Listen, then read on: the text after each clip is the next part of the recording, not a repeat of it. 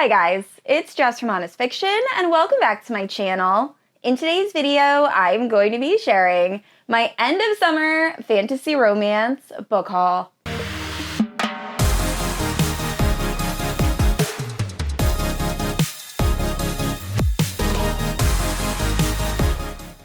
Alright guys, so I know it is only August at the time I'm filming this, however, it is officially fall in the Honest Fiction household. I love everything about fall. I've already started decorating. So we are going to say goodbye to summer with this end of summer fantasy romance book haul. Now, a lot of these books are either from book boxes, they were new release books that I had pre-ordered, some books from publishers, and they are all fantasy romance. So there is a decent amount of books to get through, so we're going to do this pretty quick. Now, for every book, I will give you a spoiler-free plot synopsis, and if I've already read the book, I'll give you my overall thoughts.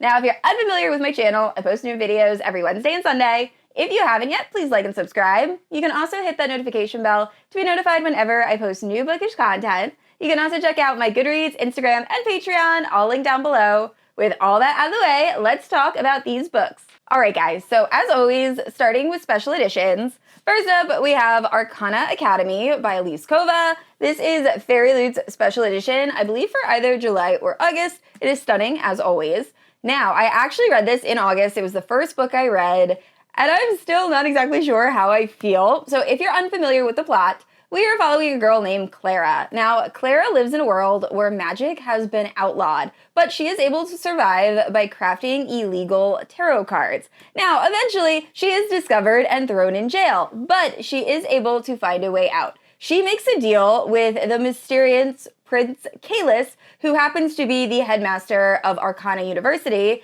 and she will pretend to be his fiancé, and this essentially throws her into this game of politics and betrayals, and she has to learn to play the game or she is going to die trying. And I had really high hopes for this, and honestly, I can't really pinpoint a reason why I didn't love this book. So the magic was so unique and honestly explained in such a way that you could visualize it very easily. I loved the characters. I just did not feel hooked by this story at all. I was bored through about 80% of it, and it was a bit of a struggle for me. But once again, the plot was interesting, and I did really love the magic. The magic was such a standout for this book for me.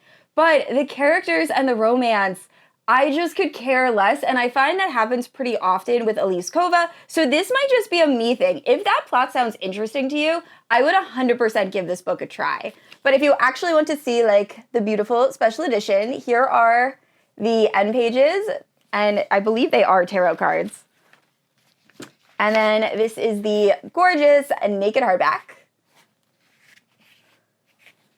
And then the reverse dust jacket. And then also, there is inside artwork, I believe. Yes. So really, really stunning book. And then the original edition is also absolutely gorgeous. So this one I picked up, I believe, either at Target or Barnes & Noble.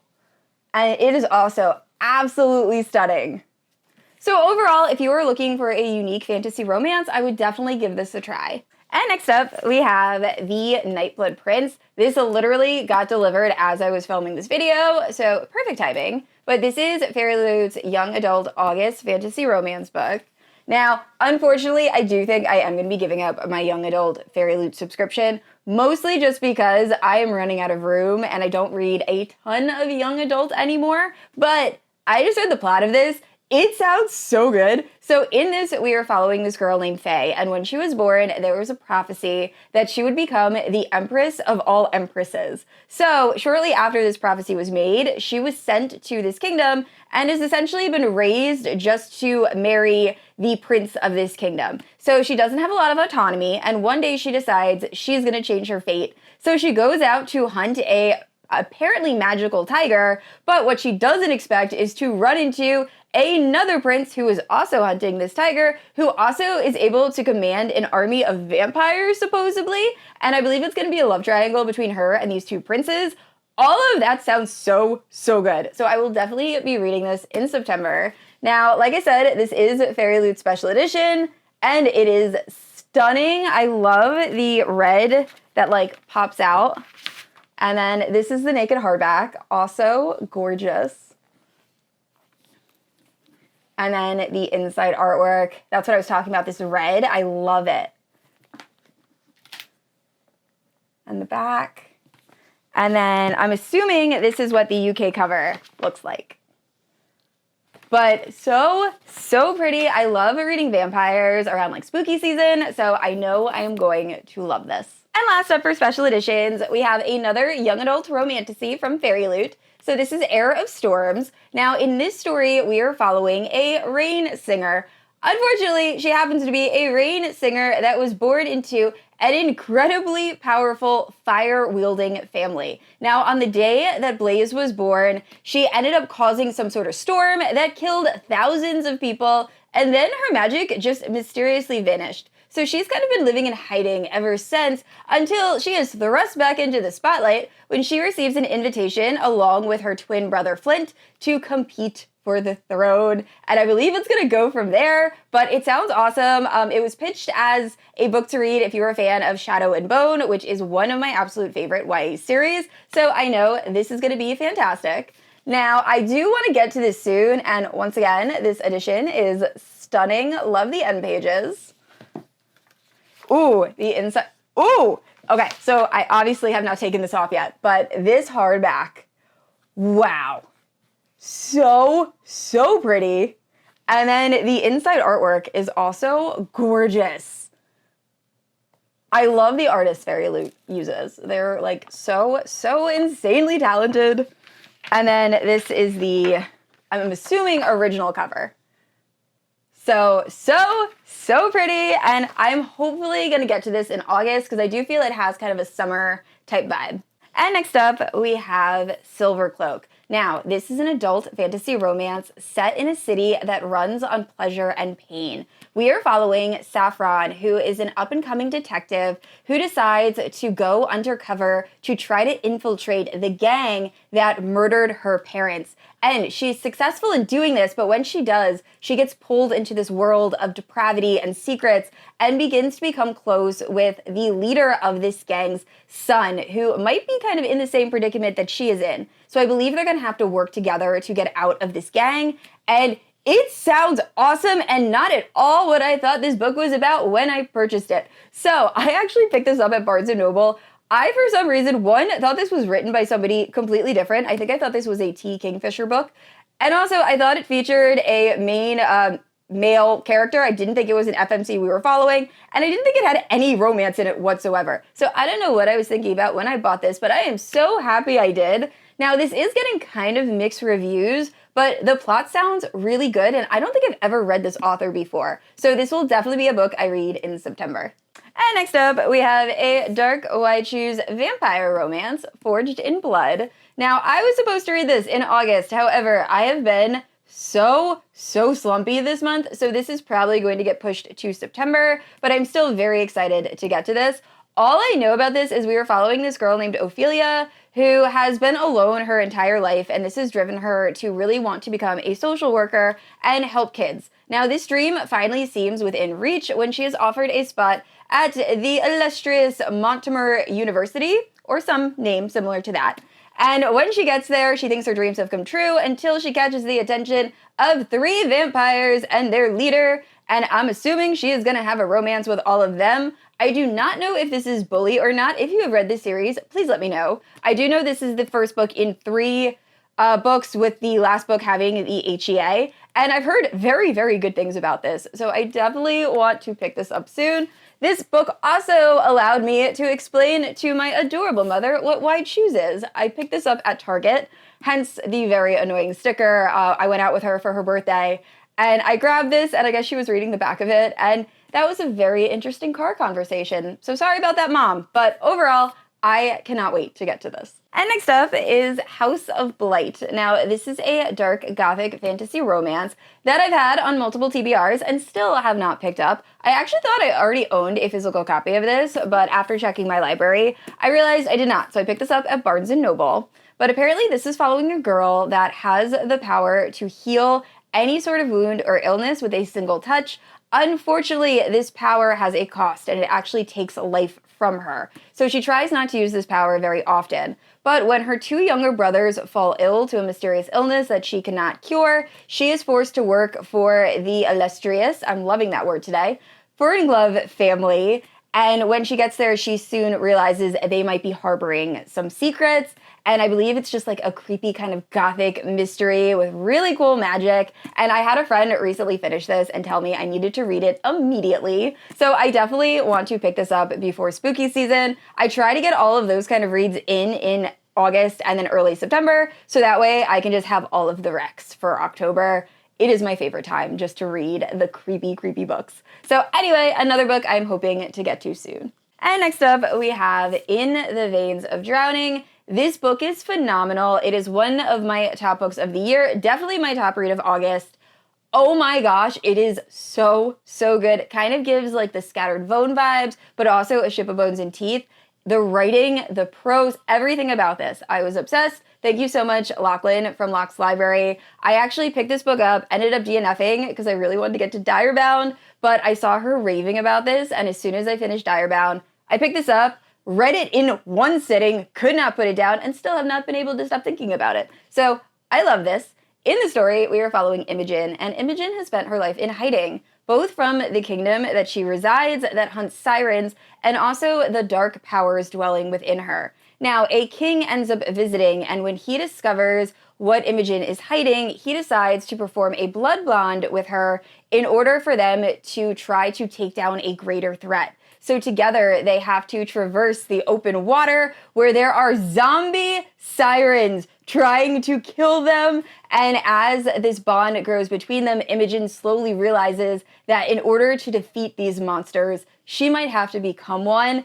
And I was hooked from, well, not the very first page, because I did kind of soft DNF this, but after I got to chapter like 3 or 4, I was obsessed with this book. The writing is somehow beautiful and very, very immersive without being overly wordy or hard to understand. And another book, it was so easy to visualize what was happening. And I loved this. I loved every little aspect about this book. There is action. It is dark. Check triggers. I was not expecting it to be as dark as it was. But also, zombies. I love zombie sirens. They're one of my favorites. So overall, if you have not read this book, it is worth all of the hype. It is so, so good. And next up is a book I've been wanting to read since last year, Someone You Can Build a Nest In. My friend Becky over at Bex Reads recommended this. I think it was actually one of her top books of last year, so I need to get to this soon. But apparently this is following a shape-shifting monster named Shushin, who has made a great mistake. She has fallen in love with a human. So after being injured, she meets this human named Homily, who ends up taking care of her, believing she is human as well, and Shushin starts to dream of a future of them together. The only issue is Homily and her family hunt monsters, specifically monsters like Shushin. So they have to figure out a way for Shushin to kind of break the news that she is in fact a monster and not ruin this romance, while all of the in-laws, I believe, are trying to kill Shushin. So it sounds kind of like a comedy, but also has those like horror and fantasy elements. And the book definitely stood out on the shelf. So this was such an impulse buy. I literally saw this at Barnes & Noble, and once I recognized the cover, I was like, you know what? It's happening. So this is another book I want to read before spooky season starts. And next up, we have The Deathless One by Emma Hamm. Now, I thought this was the start of a new series, but it might be a re-release. I am not positive. Either way, the cover of this is stunning, and the plot sounds epic. So in the story, we are following Princess Jessamine, and on her wedding day, she is brutally murdered by her new husband, who ends up taking the throne out from under her. Now, death is not the end for Jessamine. She ends up making a deal with the god of death, also known as the Deathless One, that he will spare her life in order for her to save her people. But as these two end up kind of working together, I believe a romance is going to blossom between the two of them. And I just want to see this heroine just completely ruin her ex-husband's day. So it sounds like it's going to be awesome. If you have read this, let me know. What did you think? I've only read one other book by Emma Hamm, and I wasn't a huge fan, but I think it was because of that type of book. It was very sci-fi. So I have a feeling I'm going to love this one. And next up, we have A Tongue So Sweet and Deadly. Now, I have a full review of this in my July wrap-up that I'll leave in the cards and the description. But in this story, we are following half-fae Alessia that can compel someone with just a single glance. Now, after a tragic accident, she ends up being blood-bound to the King of the Fae, that he essentially controls her, and if she does what he says, then eventually he will grant her her freedom. So 5 years have passed since he has made this deal with her, and he now compels her to go to this almost like human election and try to figure out who is plotting against the Fae. Now, he ends up sending his guard with her, who is another Fae, and now Alessia is kind of stuck being monitored by this very intimidating Fae, and also by a human regent who really does not trust her. Now, overall, I did enjoy this. I ended up giving it, I think, 3.75 or 4 stars. I will eventually continue with the series. I just have so many books happening right now with my TBR. I am so behind. I will say, I forgot to say this in my review, there is a lot of snarling in this book. I feel like the author used that way more than I've seen in past books with Fae, so I found that kind of comical. But overall, this is a very solid start to a fantasy romance series. It is also not super spicy, so if you're looking for a more kind of tame Fae fantasy romance, this is a great book to start with. And next up, we have the Wolfgang and the Night Prince. Now, I was positive I had already talked about both of these books in my last book haul. I must have ordered these right after I filmed that. So, I am sure a lot of you are super sick of hearing me gush over this series. It is one of my new favorites, but if you have not watched any of my past like 5 or 6 videos where I've managed to bring this up, this is essentially ACOTAR set in the world of Outlander with wolves. So we're following Princess Aurora, and right before she is supposed to get married, she goes to this kind of like underground werewolf fight where she tries to spare the life of a werewolf who is like fighting to the death. Now, this catches the attention of an alpha werewolf, and at night when this alpha werewolf is able to break out of a dungeon, he captures Aurora and brings her to his people in the north, which kind of sets off a war between the humans and the wolves. This has a little bit of everything. I have seen the main character compared to Sansa Stark from Game of Thrones, and I think that is an excellent comparison. She's a little bit frustrating, but she's also a very like believable heroine. And I love the romance in this. Specifically, this second book, The Night Prince, God tier. I was obsessed. I love it so, so much. And the audiobooks, highly, highly recommend. I will say, the writing in this series, it's not amazing. And I really think the audiobooks kind of help enhance the story, especially because a lot of them have like that certain accent. I forget exactly what it is. I think I've been saying Celtic, and I don't know if that's right.